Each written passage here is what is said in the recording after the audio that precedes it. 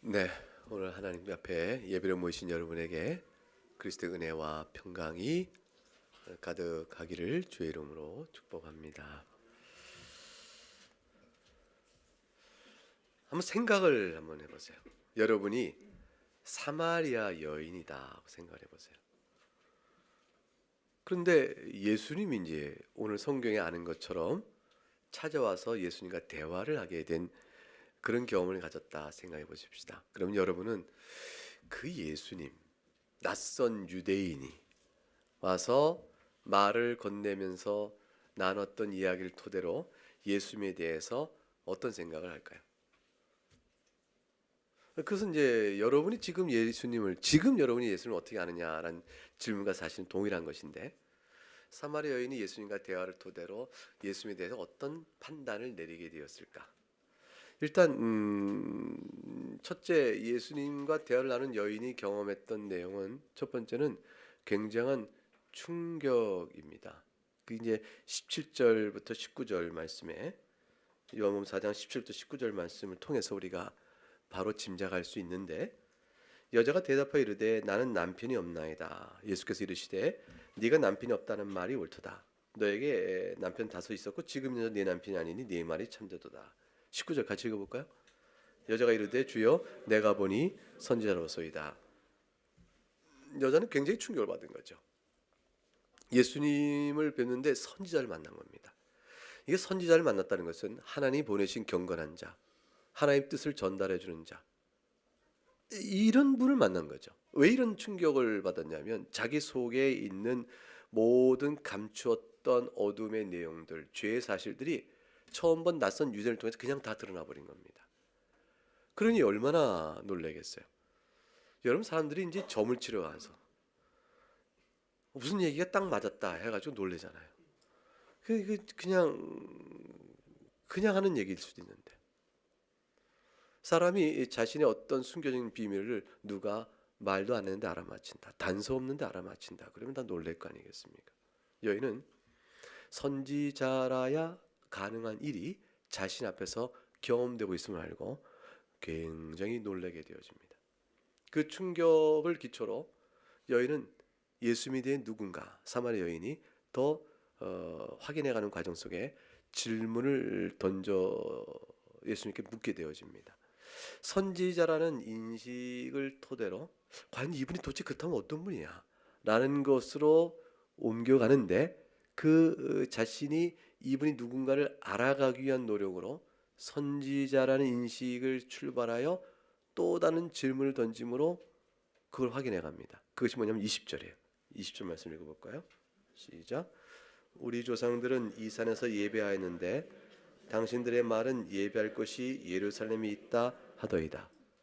그러니까 당신은 내가 보니 선지자입니다 라고 해서, 그러고 나서 20절을 질문을 한 것은 선지자면 물어볼 만한 질문이다 라고 20절을 물은 게 아니고, 선지자라는 판단을 넘어서서 그렇다면 당신 이것에도 대답할 수 있겠습니까? 라고 묻는 겁니다.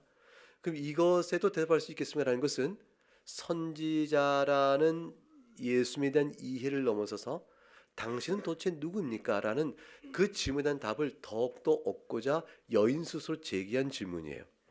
왜냐하면 사마리아 여인은 이 질문의 의도를 25절에서 이렇게 밝히고 있기 때문입니다. 25절을 읽어볼까요? 시작. 여자가 이르되 메시아 곧 그리스도라 내가 오실 줄을 내가 아노니 그가 오시면 모든 것을 우리에게 알려주시리라. 이게 20절과 연결되는 겁니다.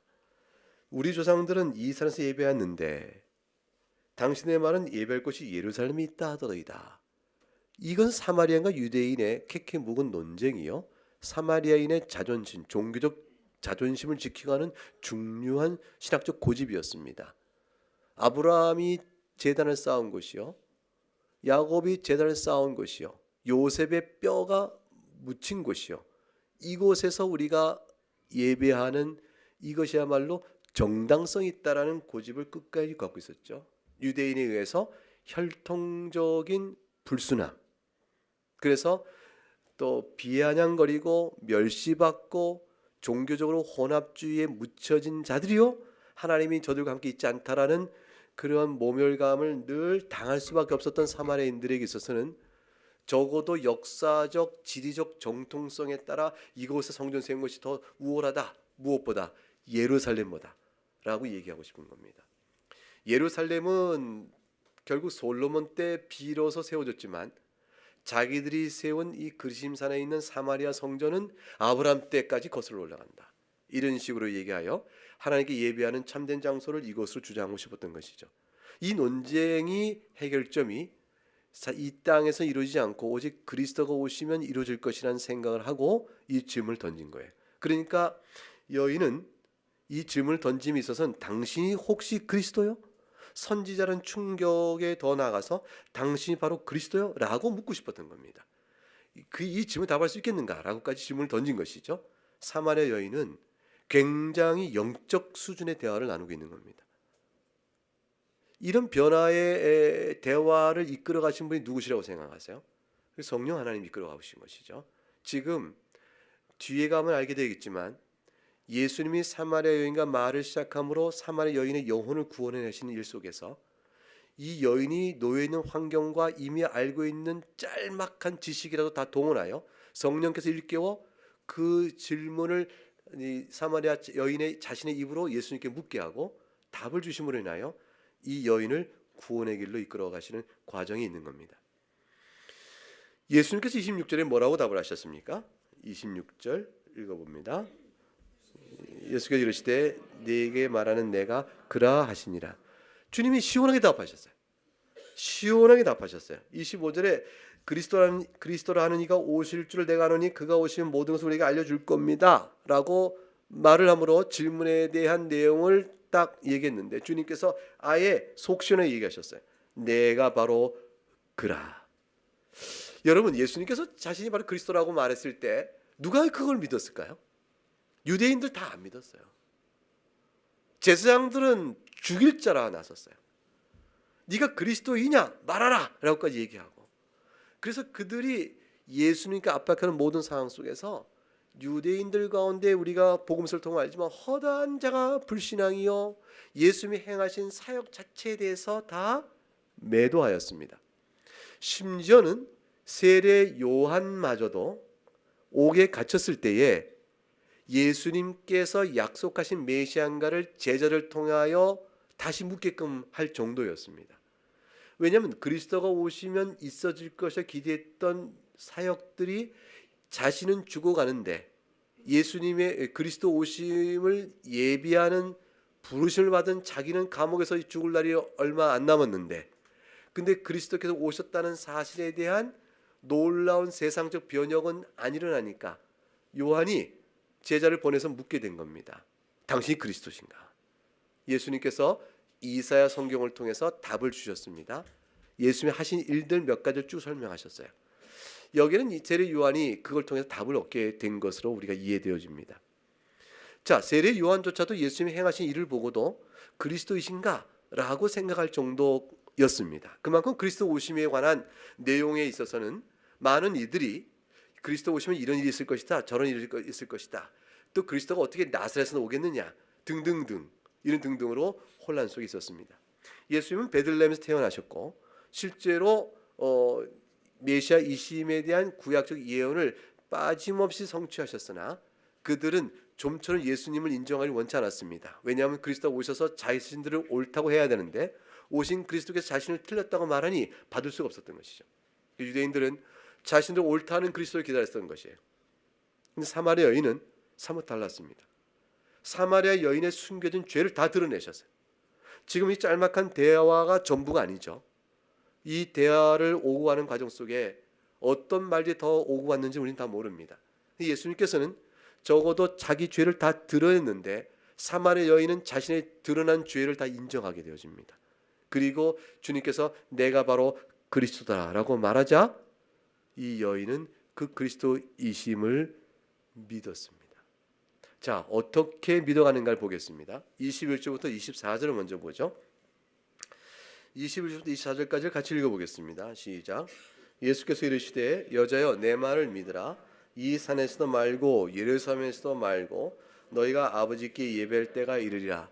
너희는 알지 못하는 것을 예배하고 우리는 아는 것을 예배하노니 이는 구원이 유대인에게서 남이라. 아버지께 참되게 예배하는 자들은 영과 진리로 예배할 때가 오나니 곧 이때라. 아버지께서는 자기에게 이렇게 예배하는 자들을 찾으시니라.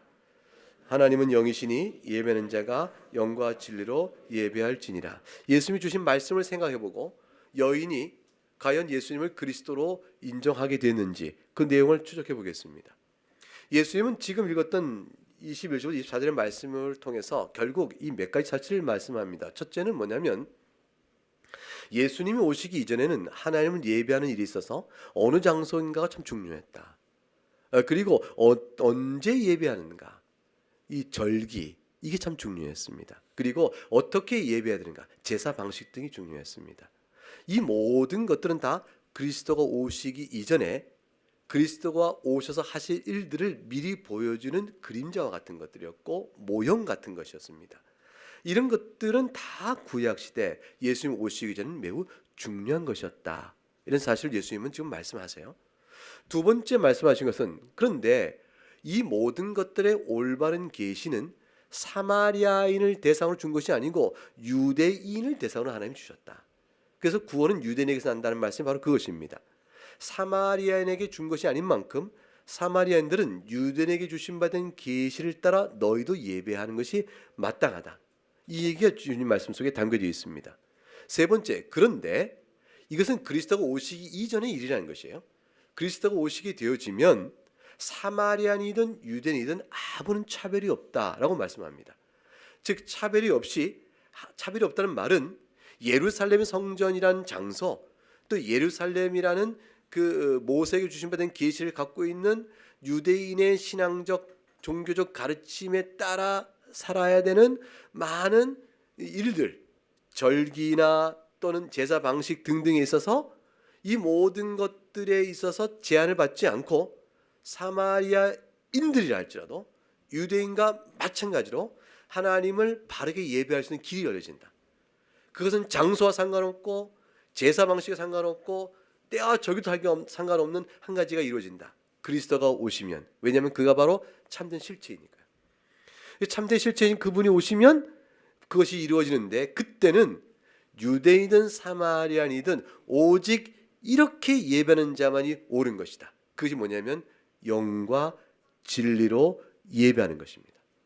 즉 이 산에서 예배해야 옳은 것인가, 저 예루살렘에서 예배해야 옳은 것인가, 이 장소에 따라 예배의 참된과 거짓됨이 나눠지지 않고 그런 것에 구애받지 않고 그런 모든 것은 다 폐하여지고 하나님께 참되게 영과 진리로 예배하는 자들이야만 되어진다. 누구든 유대인이든 사마리아인이든입니다. 그 영과 진리로 예배한다는 말은 무엇인가? 그것은 하나님이 영이라는 사실을 생각해 볼 때 그 뜻이 명료하게 드러난다고 말씀합니다. 하나님 영이시기 때문에 어떤 형식과 기계적인 의식에 따라 제한받는 것이 아니고 영이신 하나님을 예배할 때 하나님의 형상으로 만들어진 사람은 또한 주어진 바 영혼의 기능을 다하여 주 앞에 예배해야 되는 것입니다. 몸의 가지런함과 몸의 태도의 단정함, 이 모든 것들은 다 영혼의 기능의 반영으로 드러나는 것이어야 되는 것입니다. 몸이 아무리 단정하고 이렇게 하나님께 예배하는 태도를 경건히 취하는 외적인 풍모를 보여도 그것이 영혼의 기능으로 드러난 것이 아니면 소용없는 예배가 되는 것이죠. 육적으로 일어났다 앉았다 고개 숙였다 입을 벌 노래했다 하는 어떤 행동도 영혼이 하나님 앞에 예배하는 기능의 반영으로 드러나는 것이어야 되지, 영혼 자체가 주 앞에 예배하는 진실성과 본래 모습을 못 가지면 육적인 모든 것은 다 껍질에 불과한 게 되는 것이, 무엇을 행하든 다 껍질이 되고 맙니다. 예배가 아닌 것이 되어진다는 것이죠. 그래서 하나님은 영이심으로 마땅히 사람이 예배하려는 영과 진리로 예배한다고 되어 있습니다. 그럼 영혼의 기능을 다하여 하나님께 예배하는 우리, 영이신 하나님을 예배함에 있어서 그걸 어떻게 하는 것일까? 그것은 진리와 영은 서로 만나게 되어집니다. 첫 번째는 진리의 말씀을 바르게 깨달아 인식하고 즉 영혼의 기능 가운데 매우 이성적 기능이죠. 말씀을 듣고 깨닫고 나가야 합니다. 기독교의 모든 신앙의 토대요, 모든 시작이요, 끝은 다 하나님의 말씀뿐이에요. 기독교는 철저히 경전 종교입니다. 이 하나님 말씀을 없이 여기거나 이 성경 말씀을 하나의 말씀이라고 고백하지 않게 되거나 이 말씀에 오류가 있다고 말하는 그 순간 기독교는 다 무너지게 되어 있습니다. 그것은 기독교가 아니에요. 예수 그리스도 이후로 세워진 신약교회도 아니거니와 아브라함 이후로 따라온 족장들의 신앙도 아니요, 모세를 통해 세워진 구약교회도 아닙니다. 아담 때 주어진 약속도 이 성경 안에 있어요. 이 성경 전체 속 말씀은 다 하나님의 약속의 말씀이 실로 하나님의 권위가 있다는 말씀 앞에 이 성경에 등장하는 인물들이 다 고백하고 살아온 이야기들이고 그들을 통하여 하나님은 다시 계시를 주시고 또 더하여 오신 기록들입니다. 이 진리의 말씀을 영혼의 기능을 다하여 잘 깨닫는 것이 영적인 것입니다. 그 바르게 깨닫고 그 영혼이 그 말씀을 기쁘게 받아들이며 그 기쁘게 받을 말씀 앞에 영혼이 자신이 결단하여 그 말씀에 의지해 살기로 해 나가는 일들이 있어질 때 그 영으로 예배하는 것이에요. 진리를 따라 영으로 예배하는 것이라. 그것이 마음과 뜻과 힘을 다하여 주 너의 하나님을 사랑하라 하는 것과 같은 것이 되어집니다. 하나님을 사랑하라, 마음과 뜻과 힘을 다하니까 힘을 어떻게 쓸 거예요? 그래서 하나님을 전 힘있게 사랑하게 됐습니다. 그랬더니 그다음부터 애가 갑자기 무거운 걸 들면서 하나님 사랑하면 이렇게 이게 아니라 그 말이죠. 너무나 이 단순하고 하나님 힘있게 사랑한다는 것이 육체 힘이 아닌 건 뻔히 알잖아요. 그러니까 힘있게 사랑하는 것은 다 영혼의 기능적인 거예요. 마음의 생각과 뜻을 다하여 말씀의 뜻을 헤아려 알기에 힘을 다하는 것이고 복음적 진리를 알기를 힘써 다하는 것이에요. 힘써 깨달은 바를 기뻐하고 즐거워하는 것이에요. 하나님을 영원토록 즐거워하는 것, 그것이 바로 영적으로 예배하는 것이라 이렇게 말씀드릴 수 있는 것이죠. 그렇게 할 때 사마리아인이나 유대인이나 이곳이든 저곳이든 상관이 없는 그때가 온다라고 설명한 겁니다. 이 말을 들은 사마리아 여인이 과연 자신의 답을 얻었을까요? 그리고 기뻐하고 즐거워했을까? 그럼 과연 예수님이 그리스도이심을 믿었을까? 여러분은 어떻게 생각하세요? 자, 이제 영과 주를 예배한다는 이 말씀을 들었습니다. 사마리아 여인은 그리스도이신가를 알고자 하여 이산입니까 예루살렘입니까 물었습니다. 예수님이 영과 주를 예배해야 된다고 알려주셨습니다. 자, 그리고 여자가 말합니다. 메시아 곧 그리스도 한 이가 오시면 이 모든 것을 다 우리에게 알려주시리다 라고 말했습니다. 이렇게 말한 사마리아인은 지금 여인은 예수님이 그리스도임을 믿는 것일까요? 내가 그라 하고 말씀하신 예수님의 답변 앞에 과연 그러소이다 라고 믿었을까요? 이 여인에게 미쳐진 하나님의 은혜가 얼마나 큰지 몰라요. 이 영적인 예배, 영과 진리된 예배가 오늘 우리에게도 얼마나 이해할 깨닫는 데까지 오래 걸리고 또 그를 통하여 그리스도 오심을 아는 데까지 이 신비한 진리를 우리가 마음에 받아들여 신앙을 고백하기가 얼마나 쉽지 않은가를 알 수 있는데 사마리아 여인이 이 모든 예수님의 설명으로 다 깨닫습니다. 그리하여 28절 29절에 이 놀라운 반응이 나옵니다. 28절 29절 읽어보죠. 시작. 여자가 물동이를 버려두고 동네로 들어가서 사람들에게 이르되 내가 행한 모든 일을 내게 말한 사람을 와서 보라. 이는 그리스도가 아니냐 하니. 이 여인은 지금 완전히 전도자가 됐어요. 이 여인이 얼마나 지혜롭게 말하는 줄 아세요? 신학적인 이유를 말하지 않고 있어요. 지금 여러분 보세요. 동네 사람들이요 보세요. 내가 물었지요. 이 사람입니까 예루살렘입니까? 이 답을 영과 진리를 예배할지라고 답을 주셨어요.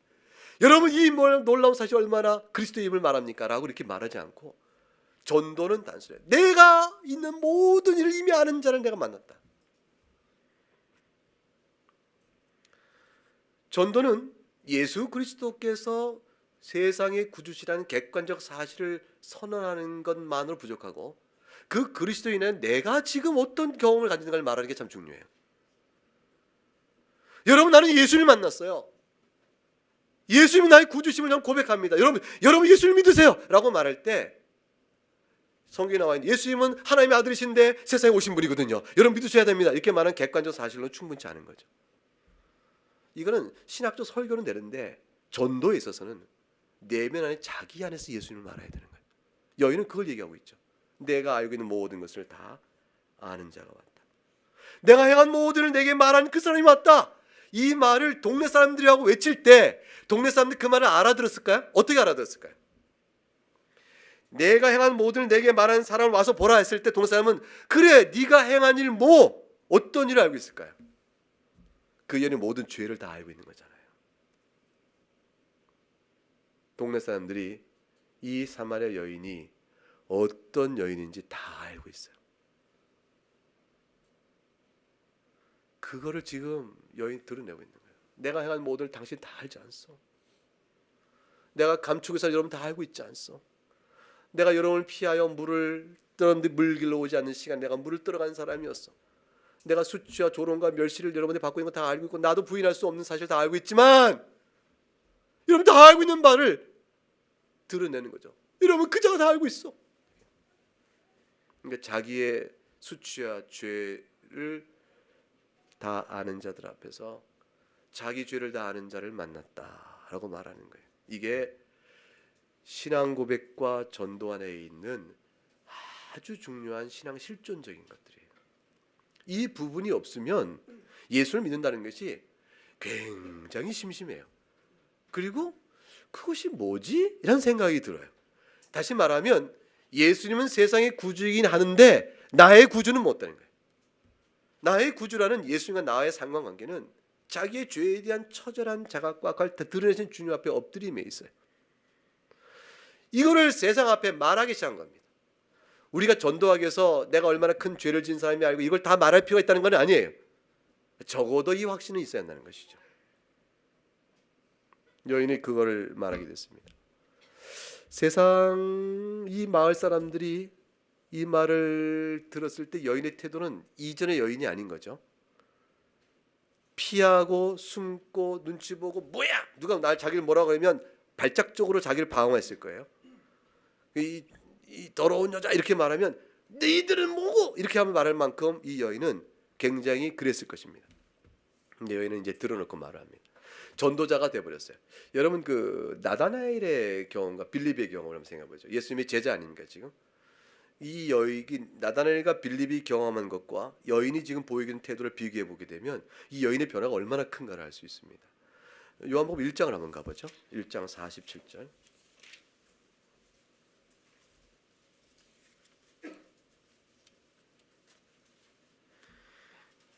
1장 47절부터 49절까지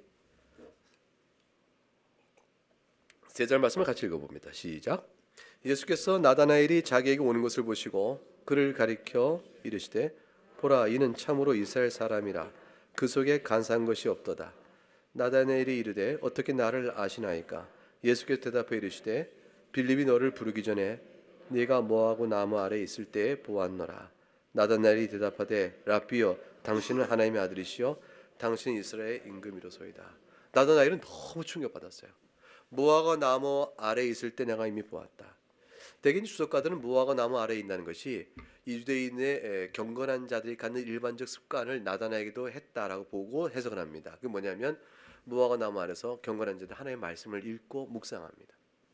나다나엘의 마음속에 하나님을 사랑하고 여호와 하나님을 사랑하고 그리스도 오심을 기다리고 하는 내면 안의 신앙 상태를 가지고 있는 것을 예수님이 지금 너의 하나님 앞에서의 믿음과 내면이 어떤 줄 내가 보았다고 말씀하는 것 같은 거예요.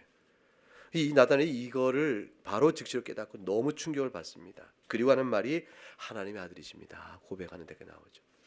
이 여인이 사마리아 여인이 받은 충격도 이와 비슷한 것이에요. 자신의 꽁꽁꽁 숨겨 감춰온 낯선 유대인에게 그 다 드러나 버리는 죄의 실상. 나다나엘이 자신의 마음속에 있는 모든 내면이 드러나는 이 경험, 이 충격을 같이 받게 된 겁니다. 그러자 빌립이 전도를 어떻게 해요? 45절과 46절 읽어볼까요? 1장 시작. 빌립이 나다나엘을 찾아 이르되 모세가 율법에 기록하였고 여러 선지자가 기록한 그 일을 우리가 만났으니 요셉의 아들 나사렛 예수니라. 나다나엘이 이르되 나사렛에서 무슨 선한 것이 날 수 있느냐. 빌립이 이르되 와서 보라 하니라. 빌립이 말합니다. 모세 율법에 기록한 선지자가 기록한 그 일을 우리가 만났으니 요셉 나사렛 예수라고 말한 다음 어떻게 그를 믿겠냐라는 회의적인 반응에 대하여 딱 한 가지 요약합니다. 와서 보라. 지금 사실 요한복음 4장에서 사마리아 여인이 뭐 어떻게 마을 사람들에게 말하죠? 29절. 내가 행한 4장 29절. 내가 한 모든 일 내게 말한 사람을 그다음 뭐라 합니까? 와서 보라. 예수 그리스도의 그리스도 되심은 적어도 우리 말 가지고는 다 되질 않아요. 우리의 증언은 그리스도에게로 그를 이끄는 방편과 수단이 되어질 따름이에요. 그 사람이 직접 그리스도를 만남으로 그리스도를 고백하게 되어집니다. 여러분, 이건 굉장히 중요한 사실이에요. 복음 전도라는 것은 교회로 사람을 데려온다고 해서 전도가 끝난 것이 아니에요. 교회로 사람을 데려온다는 것은 그리스도 앞으로 그를 밀어내주는 나의 증언들인 것이에요. 나의 증언들, 나의 신앙 고백, 이것을 그에게 전해줘 그로 하여금 그리스도 앞에 있게끔 이끌어주는 것이죠. 주님을 직접 만나야 되죠. 자, 자녀의 신앙교육도 마찬가지예요. 여러분이 자녀에 대한 신앙교육도 우리는 그리스도의 증언자로 그 앞에 서 있는 거예요. 그럼 그 아이들이 그리스도를 만나도록 돕는 역할을 하는 것이고 내 말로 인함이 아니요 그리스도를 직접 만남으로 신앙을 갖게 해주는 것이죠. 교회 교육 다 마찬가지예요. 이 일에 실패하면 즉 이 일에 쓰임받고 있는 역할인 걸 생각하지 못하면 우리는 종교교육이 신앙교육이라는 생각을 하게 되는 것이죠. 소용없습니다. 그러므로 항상 그리스도를 직접 만나게 해주는 일은 그리스도를 만난 자신의 신앙을 설명하는 일에 있는 거예요. 신앙이라면 이래 한다는 규칙성으로 신앙교육을 시킬 수 없어요. 그 규칙성은 그 사람을 종교적으로 세우지만 그 규칙성은 하나하나를 왜 필요한지에 대한 그리스도를 설명해 줘야 돼요. 내 안에 있는 그리스도. 내 안에 있는 그리스도가 무엇인가를 설명하여 그하로 하여금 그 그리스도를 만나게 해주는 일이 신앙교회라는 사실을 항상 잊지 않아야 합니다. 굉장히 중요합니다. 이것은 목회 자체 성격을 이렇게 말합니다.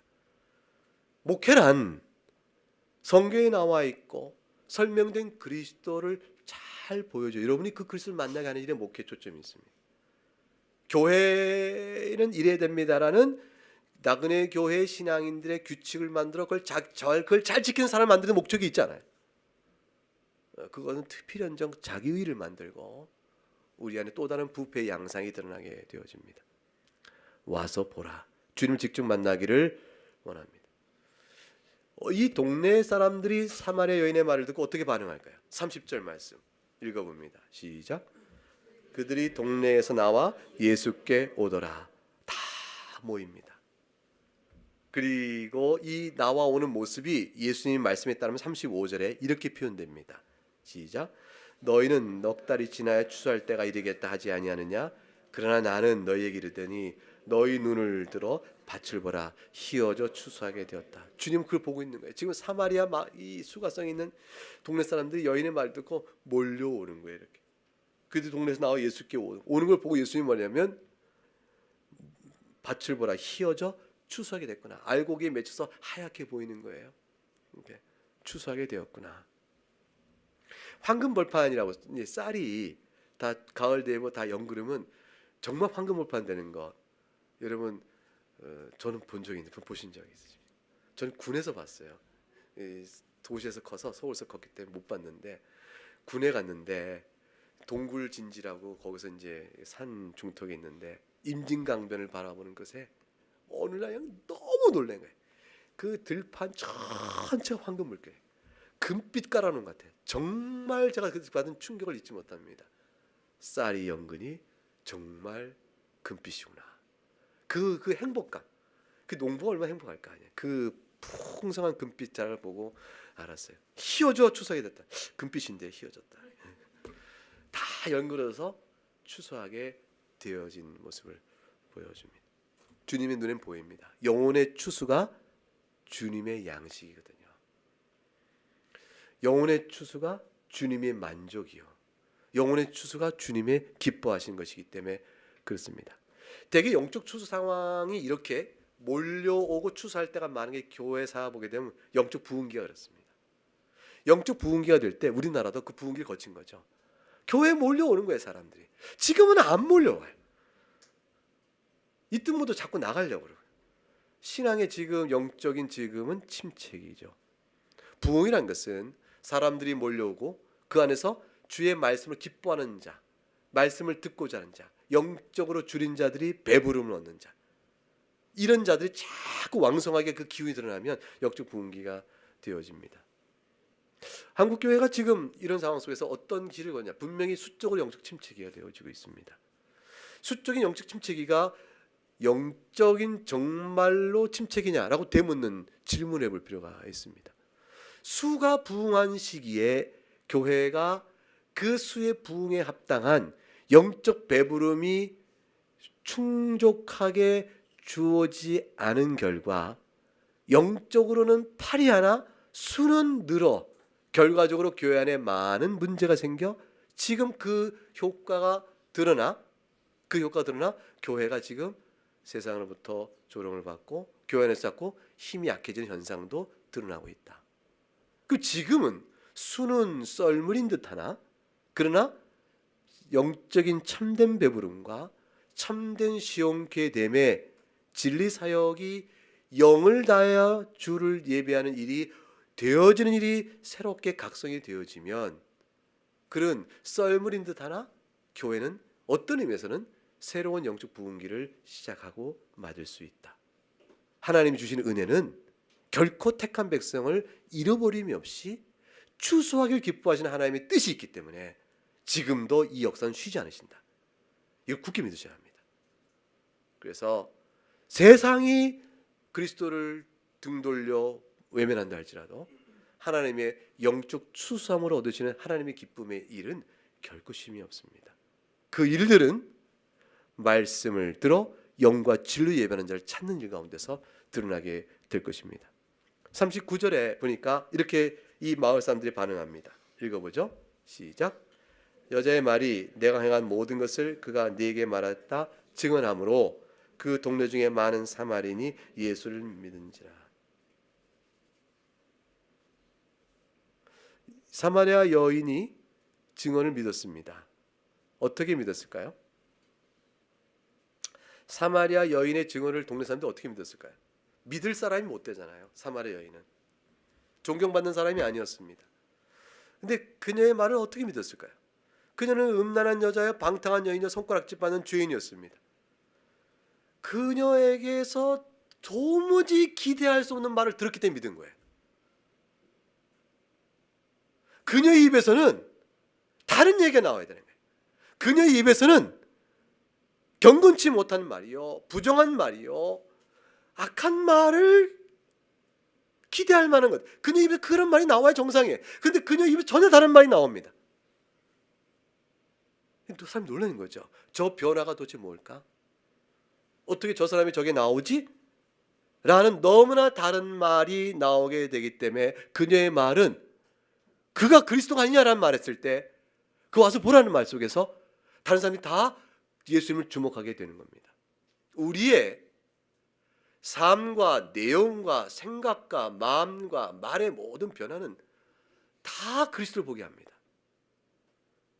그 반대는 다 또한 그리스도를 보게 하고 교회를 보게 합니다. 우리가 그리스도의 사자예요.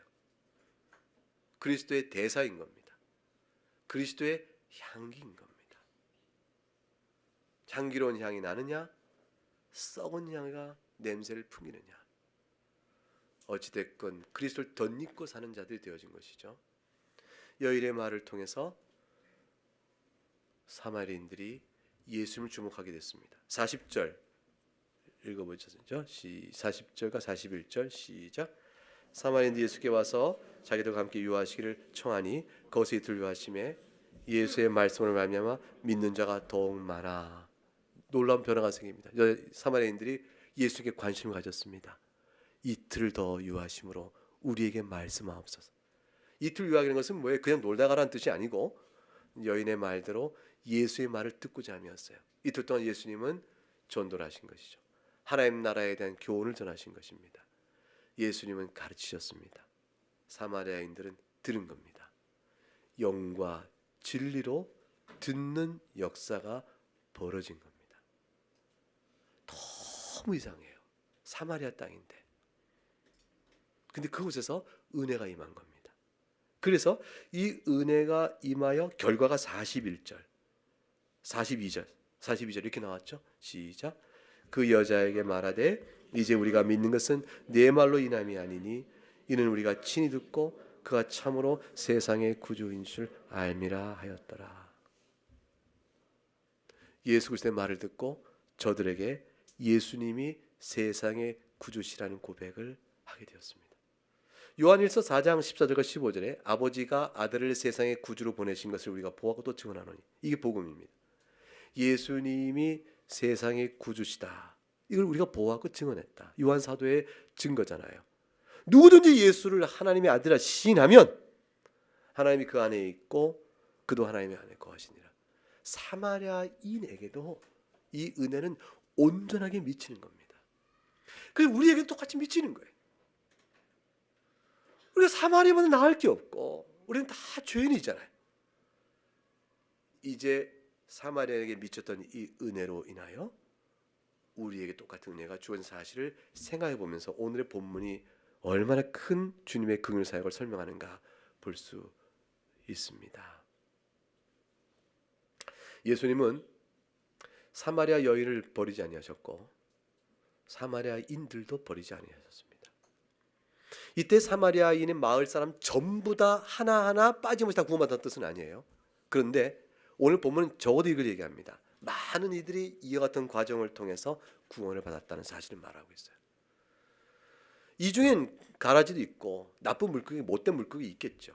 그러나 흉내내는 사람도 있겠고 이런 거야 대중적 심리로 영합하고 수정하는 사람도 있겠죠. 그러나 그 영적 반응은 이렇게 드러나는 겁니다. 내가 이제 당신 말 때문이 아니요, 그리스도의 말을 친히 듣고 믿음으로 내가 세상의 구주를 고백합니다. 어느 날 자녀가 엄마, 아빠, 난 이제 나의 구주 예수를 만났어요.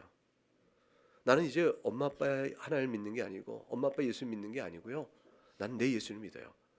이 말을 우리에게 들려줄 때 그때 부모됨의 행복은 얼마나 클까요? 그 행복감은 말할 수 없어요. 그때 기분은 어떠냐면 이제 됐다. 내 인생은 다 살았다. 난 내 인생 한 몫을 끝냈다. 난 이제 주님 부르셔도 좋아. 이 인생의 종결의 만족이 와요. 최종의 신자로 살아가는 인생의 궁극의 목적을 다 이룬 듯한 행복감으로 와요. 자녀의 신앙 계승이라는 것이 그렇게 우리에게 행복합니다. 여러분 전도를 했어요. 여러분 전도로 교회에 온 사람이 있어요. 교회에 온 사람이 나중에 세례를 받겠다고 나서요. 그게 왜 그랬더니 자기 입으로 얘기해요. 당신의 전도 받고 내가 교회에 왔는데 이제 내가 예수를 만났어요. 나 이제 세례를 받길 원해요. 그 말을 들을 때 전도했던 여러분의 마음은 얼마나 기뻐요. 비로소 영적 아비요, 영적 어미가 되는 행복감이 우리 안에 있게 되어지잖아요. 지금 이 여인에게 사마리아 마을 사람들이 그 고백을 던져준 겁니다. 이 사마리아인들의 주어진 미쳐진 은혜는 모든 그 당시에 사마리아 사람이 다 그런 건 아니에요. 예수님이 누가복음 9장에 가게 되면 사마리아 한 마을에 들어갑니다. 그러자 그들이 예수님을 받아들이지 않습니다.